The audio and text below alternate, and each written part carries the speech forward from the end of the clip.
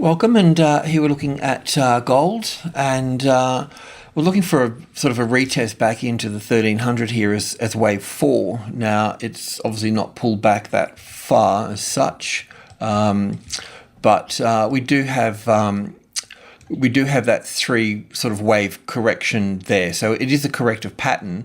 You've just got to be a bit careful with wave 4s, because wave 4s can get a bit ugly. You know, they can sort of, it may not be the case, but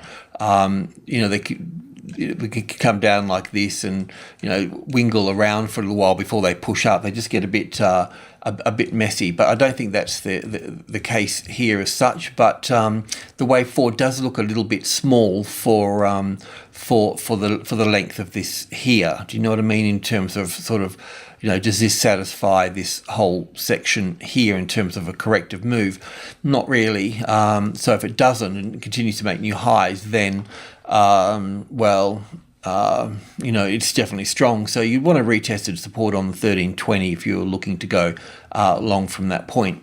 The silver market would be the same as well. That's moved up nicely since done the report. So we're looking at, wave 3, wave 4, wave 5 for wave 3, then ABC for wave 4. Once again, this could get a bit uglier here as such, but we're looking for a classic trading levels pattern here across this here. So if this is the case, we'll be looking for 5 waves up through here, and then we'll be looking for yet another larger ABC across here as such. The copper market, no change here really, is that the market is still under 330. We need it above 330. We need a support to confirm a bullish move, because the move up we have so far is in 3 waves, which is corrective, so it can move down from that point there. As long as it stays above 325, then it's supported, and obviously supports base metals as such, and iron ore as well. The move pretty much the same. The oil market, we've been, looking in the day ahead report. We've been looking at this as 1, 2, 3, 4, 5 for wave 2, then 1, 2, 3, 4, and 5 up here. I thought I may have had it here, but it's still going up. So we've got 1, 2, 3, 4, and 5 to move further up through there, and it will look like this here as such. So we're still looking for that top here. So as we were with the indices and other markets as well, but it's only the top of wave 3 here as I've got it so far. Now, the gas market will just sort of pop on this daily, but not doing too much with it just yet. But the 5-wave structure we're looking for here may or may not be completed here, but the medium level 650 will peg it here at some point. So we'll either look for an ABC below the level here, or it will look for a move above the level here, where it'll move up through here and have some type of correction across here, and it'll look like this, and we'll get in just here for that. The soybean market, we're looking at it yesterday as we knew we had little 5 waves down from the top. And we're looking for a B wave and a C wave. Now we've got those, but it hasn't moved further down from that as I was sort of expecting it to do. It's holding up quite nicely on the midpoint here, and because it's got 3 waves here, now it's going to make a new high above here. So it's obviously still trending to the upside in some way. So the alternative count that I've had of this all being up here for wave 1 to here and wave 2 to here is really quite valid. But we'll just leave it as it is for the time being, and we'll just drill in here. This is what we were looking at yesterday and the day before, is that we're looking for a wave C, further down here somewhere, and we still may get it, but a move, a simple, if this top gets taken out here, then obviously it's going to be strong. But as I said before, the idea with the soybean market was to pretty much buy every 10 points, so getting a very small position every 10 points. So you do need to have positions at 30, 40, 50, 60, and 70, and we'll get them at 80 if they move up there, and so on. That was our strategy anyway. Of course, you do what you need to do, but it was just trading very small amounts at every 10 points was manageable, and that way we can feed them in the market and feed them out of the market too, and manage the risk that way. But, you've got got to lay the risk on the table to do the whole trade anyway. So because it's a long-term trend, if you need to put a bit more risk on there, not the normal sort of 1%, but some reasonable amount. If you're going to do well out of it. Okay, the wheat market is going quite well as well, and our target up here is the 650, which is the medium level. Of course, the 630 here, we've got two strategies going on here. We've got the weekly robo, but the weekly robo will eventually turn into a monthly robo. Otherwise, the other things just using the levels and Elliott and trading off the 600, and the target is 630 at that point there. But for new people that haven't sort of seen this yet, this is, we're looking at the possibility, not confirmed yet, but I know this is a B wave up here, and I know this is a C wave down through here. So if all goes according to plan, this high up here should be taken out. So that's pretty exciting, and that's what we're sort of gunning for. One step at a time, though. We've just been building into all of this. But with that said, the risk is that from the current low of that weekly chart that we're just looking at, we've still just got three waves up,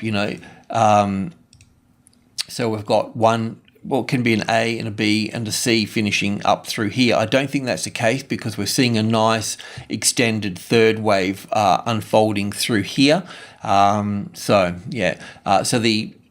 the levels traders or Elliott traders were trading from this point here to the 630 here, with the understanding that the 620 here, which will definitely have some sort of reaction, as I mentioned, and eventually find support and exiting up at here. Of course, you can trade up there longer, but if you're trading from the 600 to the 650, then you'll need to get out here, because there'll be larger swings in here if you haven't got other positions in the market at lower prices to accommodate that. So just drilling into that a little bit here is once again the wave 1 here, the wave 2, and then we've got little 5 waves here for wave 1, wave 2, and we're looking for 5 waves in the third wave here. Okay, so the resistance at 620 is a little wave 3, a little wave 4, and up here somewhere for wave 5 of 3, then 4 and 5 of wave 3 up here. But as I mentioned, this could be wave C here, and the market could fail from here. That's the risk that we need to navigate and handle once we're sort of up there and having a closer look at what structure we're dealing with. The corn market is same as well. From its low here, we've only got 3 waves up. I'm saying this because, and I need to say it over and over, because I don't want people getting lost in the fact that, or Pete said it's going to be a massive bull run, and I think that could be the case, but, we need to get to a point where, we can confirm that, and the confirmation for that is seeing 5 waves in green here, this 1, 2, 3, 4, and 5 here. Once we've got that impulse wave there, then we can be assured of getting another impulse wave the length of these first 5 waves here, if not another 60% longer than that, because it will be a third wave going up. Anyway, what we're looking for here is a little 4th wave here, as we're looking for. So we're looking for a 5th wave up here somewhere. It could be anywhere up here. I haven't pulled this apart here. But once it's got the first high above the level in, then we'll be looking for an A and a B and a C that can pull back to the 440. And then we can look to buy from here, and then certainly put some reasonable trades in on the top of the 450 here.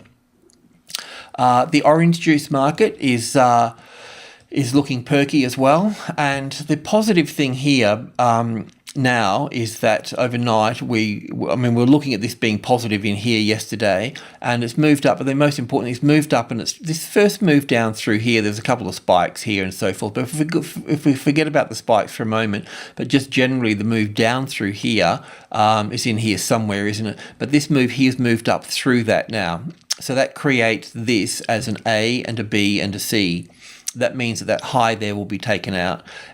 So we can now look above here So that's really positive news. And I can go back to the original wave count of keeping wave 2 here. It still makes this count up here a little bit messy, I have to say, in terms that we'll have to go up for 1, back for 2, then up for 1 of a smaller degree, and ABC back for 2 again.